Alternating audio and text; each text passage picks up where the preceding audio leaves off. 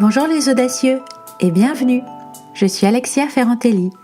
Tu écoutes l'épisode 23 de l'audace d'être moi et d'aimer, le podcast qui te donne des clés pour t'accomplir. Si tu aimes ce podcast, la meilleure façon de le soutenir est de laisser un avis 5 étoiles sur iTunes.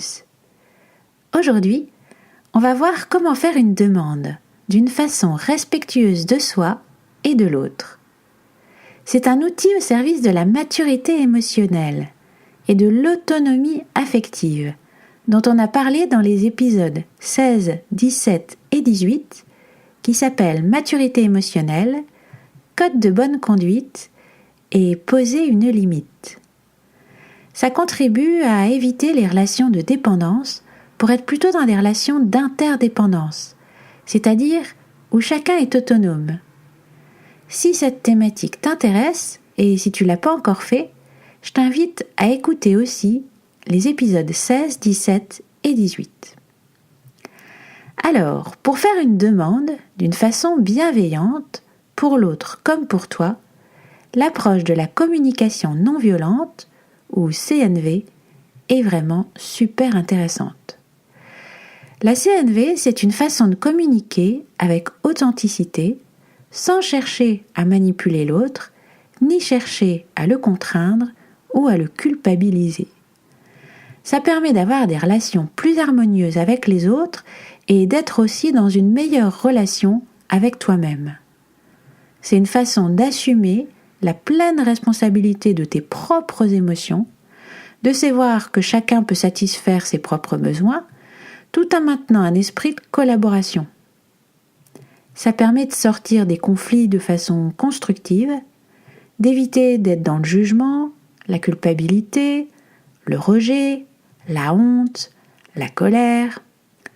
Ça permet de développer l'empathie, la compréhension, la coopération, la compréhension réciproque. Ce que tu cherches à faire en fait quand tu formules une demande à la façon CNV, c'est que l'autre ne reçoive pas ta demande comme une exigence qui menace son autonomie. C'est une demande qu'il a la liberté de refuser.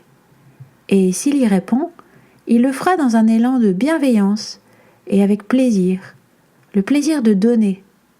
Et pas parce qu'il se sent obligé ou qu'il agit sous la pression de la culpabilité. En fait, l'objectif de la CNV, c'est pas de changer l'autre, ou d'obtenir qu'il fasse ce que tu veux, mais plutôt de construire une relation de qualité avec de la sincérité et de l'empathie.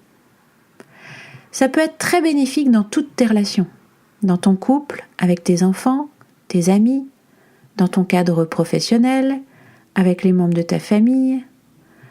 Le fondateur de cette méthode est Marshall Rosenberg, et en France, c'est surtout Thomas d'Assembourg qui a énormément contribué à diffuser cette pratique, et notamment avec son premier livre, qui est aussi un best-seller, qui s'appelle « Cessez d'être gentil, soyez vrai, être avec les autres en restant soi-même ». Donc si tu veux aller plus loin sur ce sujet, je te recommande les livres de Marshall Rosenberg et de Thomas d'Assembourg.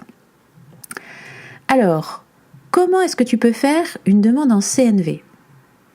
Quand tu vis une situation qui te donne envie de faire une demande à quelqu'un, tu vas te concentrer sur 4 points essentiels. D'abord, les faits précis. Qu'est-ce que tu as vu ? Qu'est-ce que tu as entendu ? Sans aucune interprétation. Et ça, c'est pas forcément évident. Par exemple, si tu dis « il est totalement irresponsable », ça, c'est pas un fait, c'est une interprétation. Par contre, il est arrivé avec une demi-heure de retard 3 jours de suite, ça, c'est un fait. Deuxième point, tu vas te concentrer sur ce que tu ressens. Quelles sont tes émotions, tes sentiments ? Pour pouvoir en parler à l'autre, il faut déjà que tu prennes le temps de définir tes sentiments le plus précisément possible. Je me sens agacé, inquiet, démoralisé. Alors attention, parce que parfois, on croit exprimer un sentiment et en fait, on exprime une interprétation du comportement de l'autre. Par exemple, c'est le cas si tu dis « je me sens abandonné ». je me sens incompris, je me sens ignoré. Donc reste bien sur l'évocation de ce que tu ressens toi et pas sur l'interprétation du comportement de l'autre. Le troisième élément important, ce sont tes besoins. Ce sont tes besoins satisfaits ou pas qui engendrent tes sentiments. C'est super important cette notion-là parce que ça remet chacun dans sa zone de responsabilité. C'est pas les actions de l'autre qui entraînent automatiquement tes émotions. Tu te souviens, on avait vu dans les épisodes précédents que ce qui crée tes émotions, ce sont tes pensées et pas les circonstances en elles-mêmes. En fait, c'est l'interprétation que tu fais des circonstances qui génère tes émotions.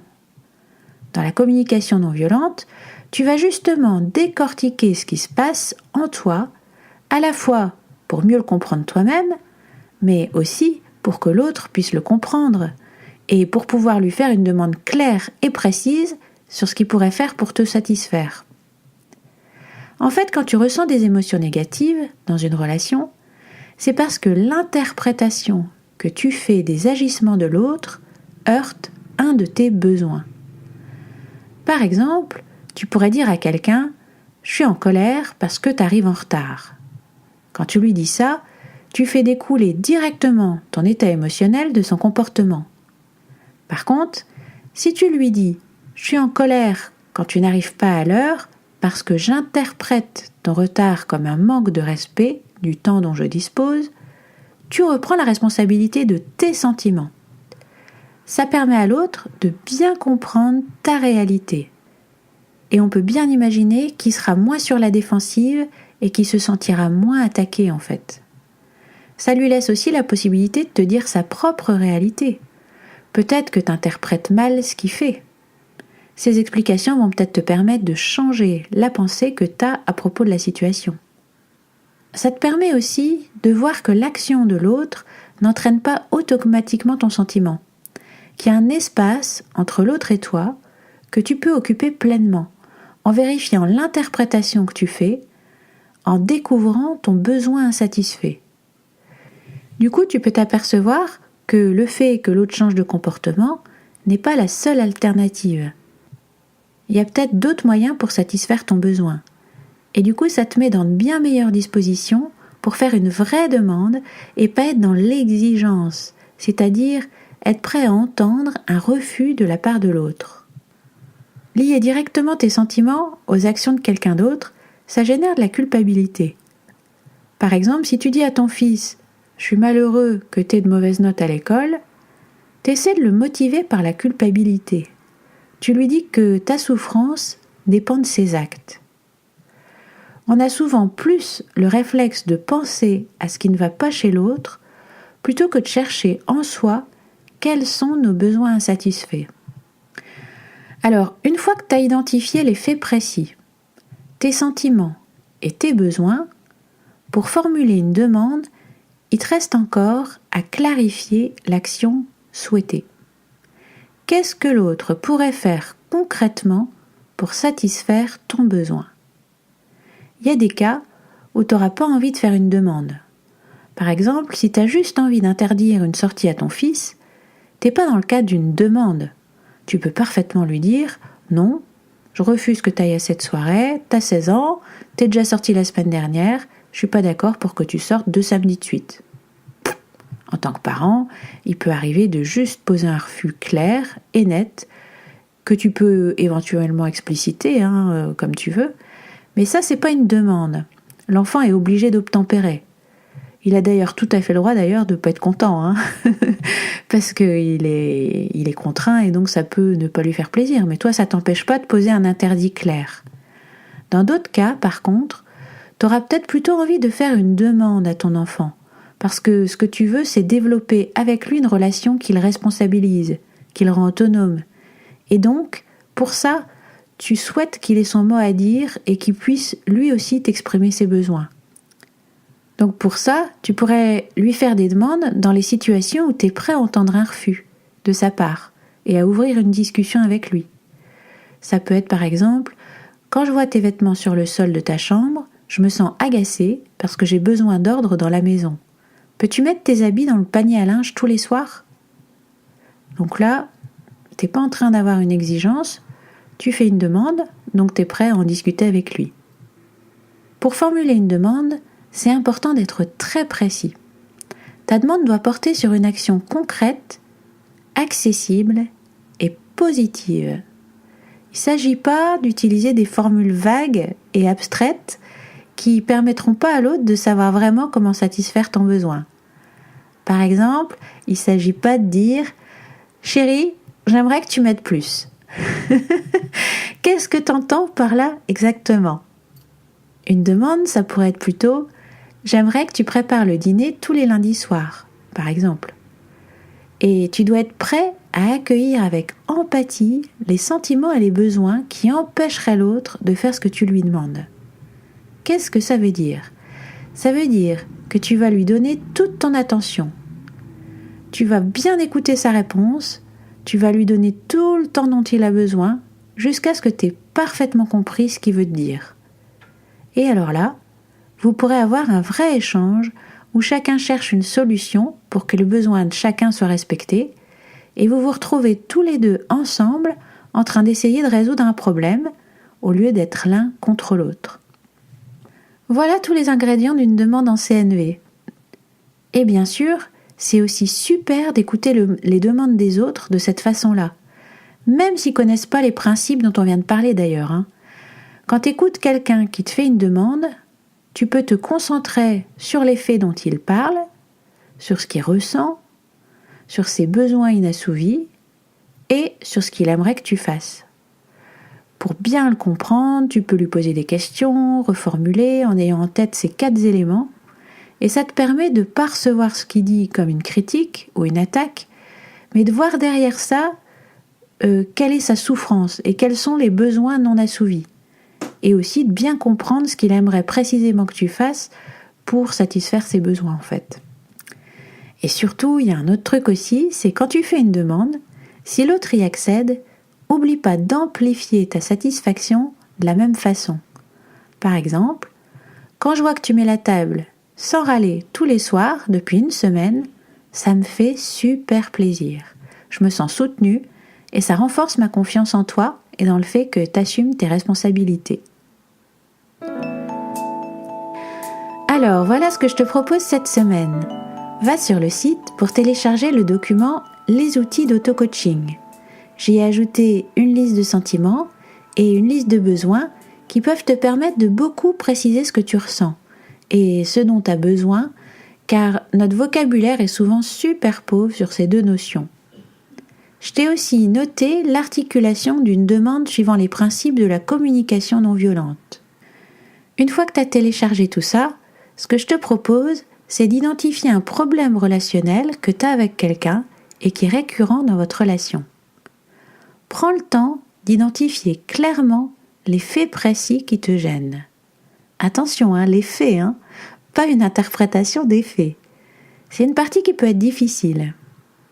Ensuite, tu notes le sentiment que ce fait génère chez toi et t'identifies quel est le besoin chez toi qui n'est pas nourri par l'interprétation que tu fais de ces faits. Et tu rédiges ta demande claire et précise sur le modèle suivant que tu trouveras sur le document que je t'ai mis en ligne. Quand et là tu décris les faits, sois précis et factuel. Je me sens, tu décris tes émotions, ton ressenti. J'ai besoin de, tu décris ton besoin. Est-ce que tu peux ? Et là tu formules ta demande positive, concrète et accessible. Une fois que tu as rédigé ta demande, tu la relis plusieurs fois pour bien t'en imprégner. Et la prochaine fois que la situation se présente, tu formules ta demande de cette façon-là. Et surtout, tu te mets bien dans une disposition de faire une demande et pas d'exiger. C'est-à-dire que l'autre peut refuser. Tu te prépares à recevoir sa réponse avec empathie. Ça peut te paraître étrange au départ d'exprimer les choses comme ça parce que t'as pas eu l'habitude de communiquer de cette façon-là, mais plus tu le feras, plus ça deviendra de façon naturelle. je te laisse avec cette citation de Dag Hammarskjöld. Plus fidèlement vous écouterez votre voix intérieure, et mieux vous entendrez les messages venant du dehors. Merci d'avoir écouté l'audace d'être moi. J'aimerais lire ton commentaire sur cet épisode. Dis-moi ce que t'en penses sur Facebook, LinkedIn, Instagram ou sur le site internet l'audace-d'être-moi.com, tout collé sans apostrophe. Je suis impatiente de te lire. Ce serait aussi génial si tu prenais un moment pour écrire un avis rapide sur iTunes. Pour toute question, commentaire ou sujet que t'aimerais que j'aborde dans un épisode, rendez-vous sur l'audace-d'être-moi.com. Abonne-toi avec l'application de ton choix pour recevoir ton épisode gratuit chaque vendredi. Et surtout, partage avec tes amis. À la semaine prochaine!